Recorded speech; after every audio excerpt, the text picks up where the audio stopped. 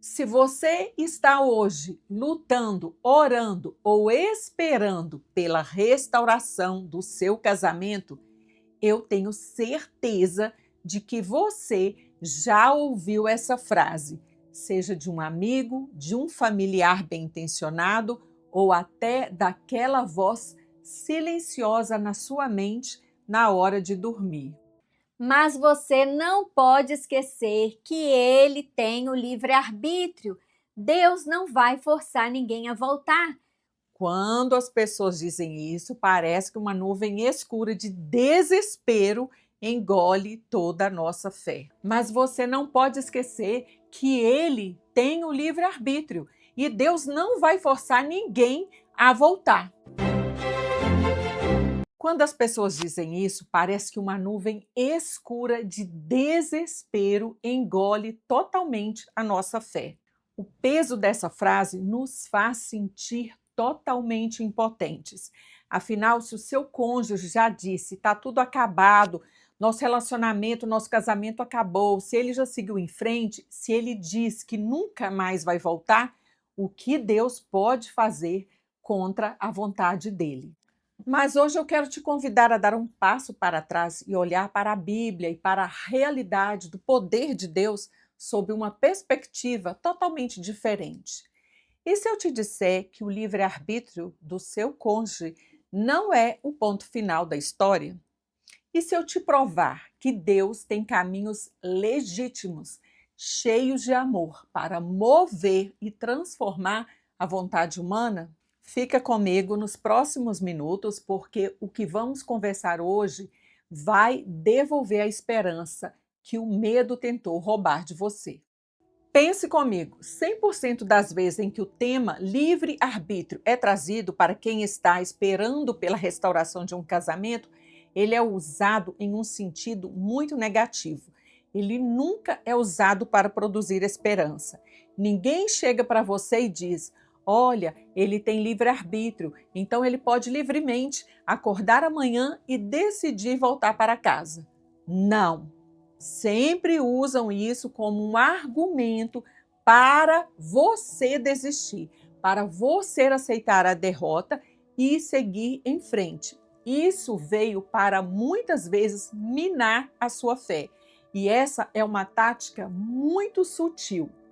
O erro está em focar os nossos olhos naquilo que o homem pode ou não fazer, em vez de focar no que Deus é capaz de realizar segundo os propósitos e os planos dele para a nossa vida.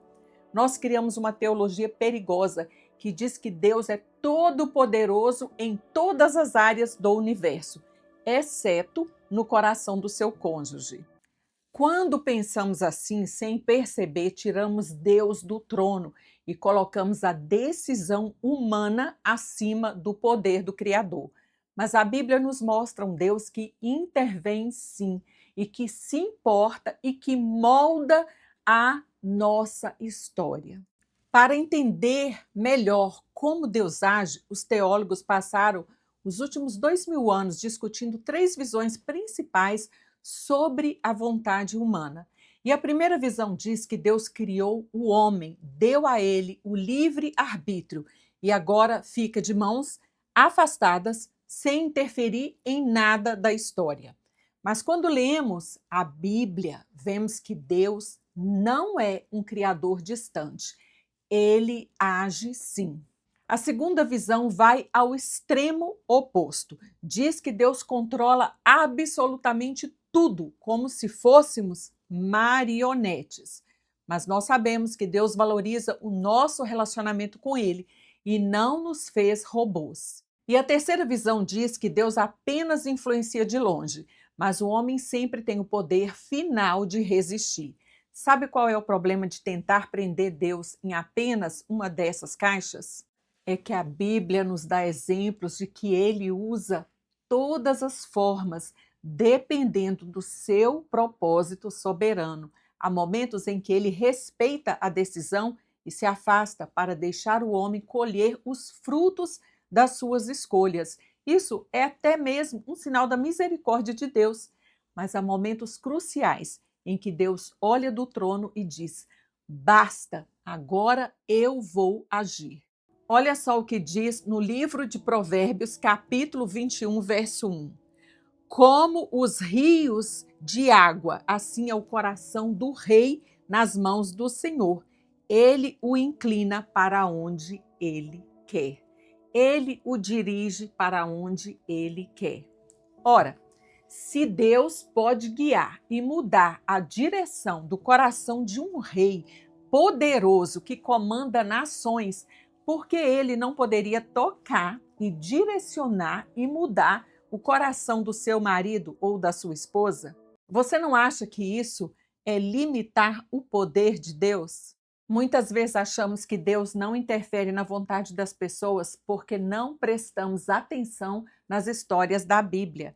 Olha o exemplo do apóstolo Paulo, em sua carta aos Romanos, no capítulo 15. Paulo faz um pedido desesperado de oração. Ele diz: orem por mim, para que eu seja protegido dos incrédulos na Judeia.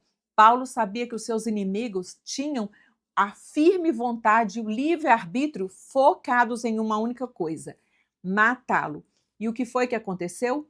Quando a igreja começou a orar, Deus começou a mover tudo a favor de Paulo. Quando Paulo chegou a Jerusalém, uma multidão tentou matá-lo, mas Deus trouxe o livramento para ele. De uma forma misteriosa, Deus libertou ali Paulo da prisão. E o que aconteceu quando a igreja começou a orar?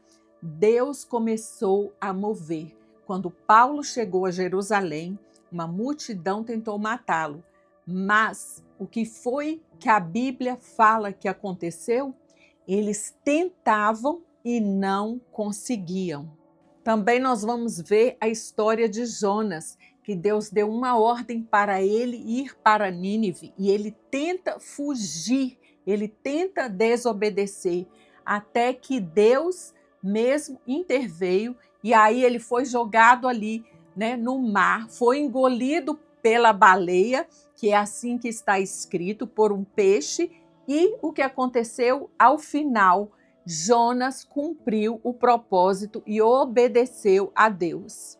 Nós precisamos entender que a oração, ela ativa a soberania de Deus, que é capaz de fazer todas as coisas, de mudar decisões e os corações de várias pessoas comuns para que o plano dele se cumpra aqui na terra. Deus altera circunstâncias e vontades através da oração. E talvez você esteja pensando, mas se Deus forçar o meu cônjuge a voltar, isso não vai ser real. Eu não quero que ele volte por obrigação. E você está totalmente coberta de razão. Ninguém quer um casamento restaurado baseado no medo ou no robótico dever. E eu mesmo vivi essa experiência. Eu lembro que quando o meu esposo voltou para casa após 3 meses separados, ele dizia: eu voltei porque Deus falou comigo. E eu, às vezes, ficava até chateada porque eu queria ouvir dele o que ele pensava e o que ele queria. Mas eu vi que durante alguns meses Deus foi trabalhando na vontade humana e alinhando a vontade humana com a vontade de Deus. Porque muitas vezes, quando o homem ou a mulher sai do propósito de Deus para uma vida pecaminosa, ele desalinha os desejos, o emocional, a mente com a vontade perfeita de Deus. Então, precisa ali de um tempo para que o Espírito Santo possa trabalhar no emocional, no coração e na alma dessa pessoa. O Espírito Santo, quando ele intervém na vontade de um homem ou de uma mulher, ele não faz com agressividade ou de uma forma manipulativa e maldosa. Ele intervém com um espírito de amor. Deus não quebra a vontade do seu cônjuge, ele a transforma. Ele tira um coração de pedra desgastado pela mágoa, pelo orgulho ou pelas ilusões do mundo e pelo pecado e coloca um coração de carne. Ele cura os olhos espirituais do seu parceiro, para que de repente ele consiga enxergar o valor da família que estava deixando para trás. O cônjuge, ele não volta arrastado por correntes invisíveis. Ele volta porque o coração dele foi inundado por um amor e por uma clareza que ele simplesmente não consegue mais ignorar. Ele passa a querer voltar. Entende a diferença? Essa foto aqui é de alguém que não queria voltar para casa, que não queria restaurar o casamento. Meu esposo e eu tivemos o nosso orgulho quebrado, o nosso querer trabalhado por Deus, para que pudéssemos perdoar genuinamente um ao outro e trabalhar para a restauração do nosso casamento e da nossa família. Quando Deus toca o nosso coração, todo orgulho desmorona. Porque quando Deus decide agir, o nunca do homem vira uma possibilidade. Pense nisso. Se Deus não pudesse transformar vontades rebeldes, nunca nenhum de nós teria se convertido. Nós mesmos, eu e você, já estivemos distantes, correndo atrás dos nossos próprios desejos orgulhosos. E Deus encontrou uma forma de nos alcançar e mudar o nosso coração. Se Ele mudou o seu coração, se Ele mudou o meu coração, Ele pode sim mudar o coração do seu cônjuge, mudar o coração do filho pródigo, ainda que através de circunstâncias dolorosas. Por isso, nunca negligencie a sua oração. Não deixe que o argumento do livre-arbítrio paralise a sua fé. Você não está lutando contra a carne e o sangue. Você está clamando ao Senhor do universo, Criador de todas as coisas.